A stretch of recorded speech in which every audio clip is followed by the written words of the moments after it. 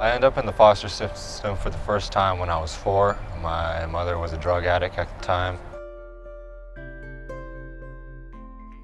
So me and all my siblings were taken away, put in the system. We were bounced around homes for a long time until we were adopted by some distant family member. We reached to a point where it got bad enough where I left of my own will. I actually went to the police station and I told them that I refused to go back to that house, and they said, okay, well, you're going to be thrown in the foster system again. Good luck. And I was in a rough spot, doing some pretty stupid things as a teenager. That's when a social worker actually told me that I was going to get a CASA worker. And at the time, I didn't really know what a CASA worker was. The CASA workers have to deal with a lot of, there's no easy way to say it, a lot of knuckleheads, and I'm a knucklehead. Kids are all good kids, but the thing is that they're not given the tools to make good choices.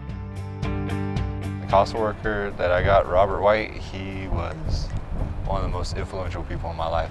I have been with CASA for 5 years now.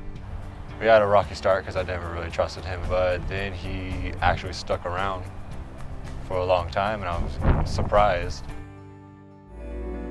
These kids, in the foster care system, people come, people go. So they don't have a real relationship, so they don't trust people. He understood where I was coming from. He actually understood. He would try to understand. He would actually listen. I'm a volunteer. I'm doing this because I enjoy working and trying to make a difference with kids. I met him when I was 15. Pretty much fully trusted him when I was 16. Even though I don't really have any power, I have influence. So since I'm a volunteer, the judge pays attention to the volunteer that's doing this of his own free will. What surprised me the most is that they're all volunteers, which impressed me because I'm not used to people giving up their free time to help others. I show up, we hang out for a couple hours, we go do something. I get to know their story. I was amazed at how well he started opening up because I kept showing up and being able to share his story to where I knew him. I've been in their office several times. Everyone in there, I can trust them all. His first goal was to get back with his siblings. But the way the system worked, the judge did not have that power to be able to do that. His second goal was like, okay, well, that didn't work, let's work on you. He was the one that actually talked me into going to an academy in San Luis Obispo called the Grizzly Academy.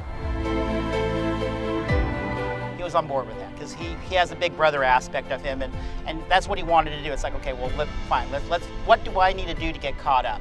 And that's one of the greatest things. You just need someone that you can trust. I've had 5 kids.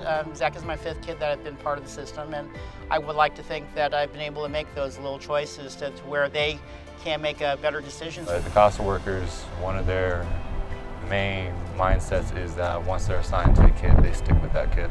CASA is a unique opportunity to gain a relationship and trust that they don't feel like a number.